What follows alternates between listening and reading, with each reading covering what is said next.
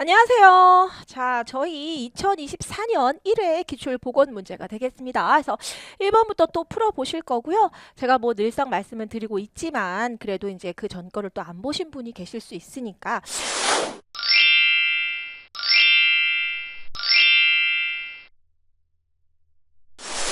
저 이제 문제는 여러분들이 교재를 보시면서 보시면 되시고요. 답안을 제가 교재랑 똑같이 하는 경우도 있습니다만 좀 더 다양한 답안을 보여드리기 위해서 좀 다른 내용들을 더 싣거나 또는 요거는 빼거나 하는 것들이 있어요. 그렇기 때문에 여러분은 교재 내용은 당연히 참고를 하셔야 되고 제가 칠판에 보여드린 내용도 같이 참고를 하시면서 공부한 것들을 정리한다라고 생각하시면 될 것 같아요. 자, 1번부터 문제 풀어보도록 하겠습니다. 자, 1번 산림갱신 작업종 중 예비벌, 하종벌, 후벌 단계를 거치는 작업종은 했습니다. 자, 이거 3벌 작업의 순서에 대해서 나온 거죠. 예비벌, 하종벌, 후벌. 그래서 뭐라고 여러분? 예하후 하면서 뭔가 이렇게 막 기지개고 만세를 할 것 같은 그쵸? 예하후입니다. 그래서 예비벌, 하종벌, 후벌이다라고 해서 몇 차례에 걸친 벌채를 통해서 전체 산림을 갱신하게 되는 걸 저희가 산벌이다라고 했었어요. 우산 산자를 써서 어미나무가 우산처럼 보호해주고 있는 와중에 아래 하층 식생이 갱신이 이루어진다라고 해서 저희가 산벌 작업이다라고 했었어요.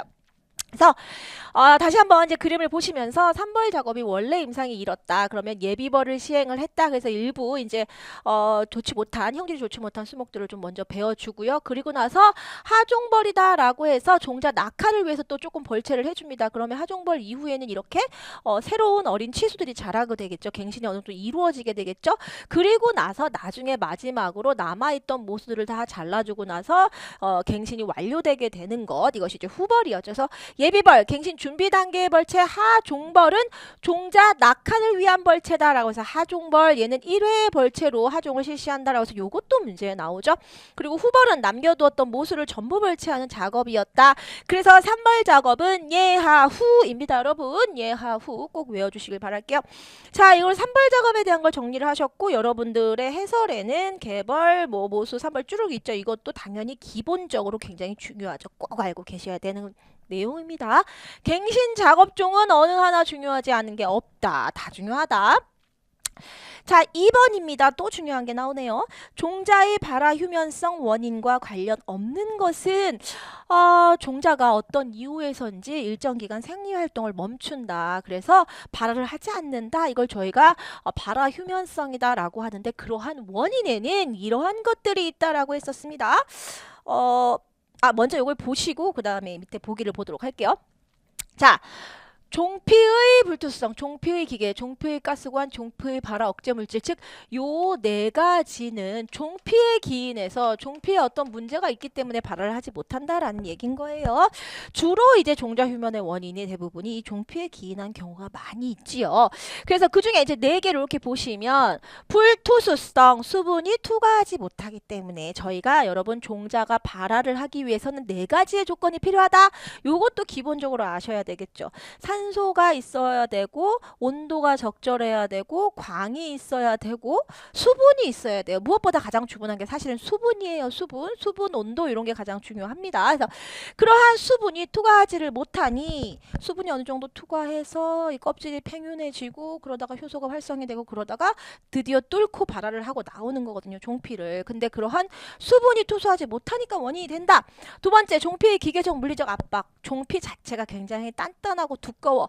이거를 뚫고 나올 수가 없어. 안에서 그 발화하는 것들이. 그래서 그거의 문제. 그다음에 세 번째, 가스 교환의 억제다. 제가 아까 그 종자가 발화를 하기 위해서는 산소가 필요하다고 했잖아요. 그러면 산소를 들이마시고 호흡을 하기 위해서 산소를 들이마시고 이산화탄소를 내뿜어야 되는데 그러한 가스 교환이 억제되니까 발화를 하지 않고 잠잠하다라는 뜻인 거죠. 그다음에 발화 억제 물질이 존재. 종피에 발화 억제 물질이다라고 해서 대표적으로 ABA 저희 뭐라 그러죠? 아보시스산 또는 앱시스식산 뭐 여러 가지로 불러요. 근데 어쨌든 아보시스산 이것이 대표적으로 생장을 억제하는 물질인데 이것이 종피에 있다. 그래서 이렇게 방해를 한다. 그래서 이러한 것이 종피에 기인한 종자 휴면의 원인이었어요.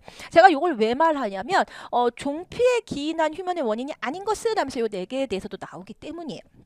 그치만 저는 이제 안에의 자세한 내용들을 이렇게 한꺼번에 정리를 했었죠. 요대로가 더 많이 나오긴 합니다. 그다음에 미발달배, 미성숙배, 생리적 휴면. 얘는 종자의 어떤 내부 원인에 기인한 휴면들이었어요. 종자 자체가 생겨나서 떨어졌을 때부터 성숙했다고 이미 떨어졌는데 사실은 발달을 하지 못한 거예요. 아직 배 자체가.